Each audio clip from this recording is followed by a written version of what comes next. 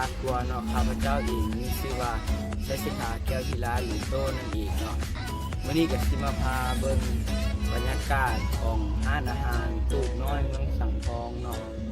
พิกัดก็อยู่ที่กายบ้านอ่างใหญ่มาน้อยหนึ่งเนาะกับกายมาบ่ไก่หลายปานนี้เนาะบรรยากาศก็คือว่าดีอาหารก็แซ่บบรรยากาศจะโอเคสำหรับคนที่มาตึกป่า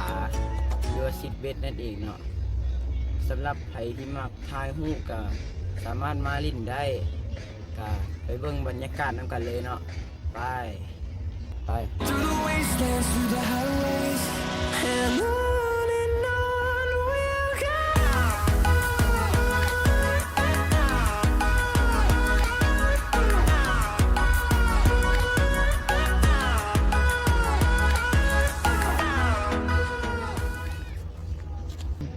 เป็นจังไดเนาะสำหรับ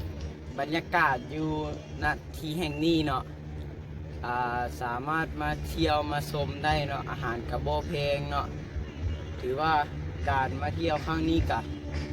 ดีเนาะบรรยากาศก็พอใช้ได้อาหารก็คักร้านอาหารก็หลายดีมีหลากหลายเมนูกินเนาะสำหรับมื้อนี้บรรยากาศเป็นอย่างไรนั้นก็ให้ทุกท่านนั้นคอมเมนต์ไว้เนาะสำหรับท่านไหนที่คิดว่าบรรยากาศอยู่ณที่แห่งนี้เป็นแนวใดสำหรับใครที่อยากมากะสามารถมาได้เนาะกายวัดบ้านอ่างใหญ่มาอยู่แคมป์ของเลยยืดแคมป์ทางนี่เลยเนาะสำหรับแคมป์ทางไปทางแข่งแซงบุรีเนาะเรียบแคมป์ของมาสำหรับมื้อนี้เนาะก็จบเพียงเท่านี้เนาะสามารถติดตามตอนต่อไปได้ EP 2 เนาะแล้วพวกเราสิมาลงให้อีกเบิ่งเนาะเทื่อนึงสำหรับมื้อนี้ขอขอบใจสบายดี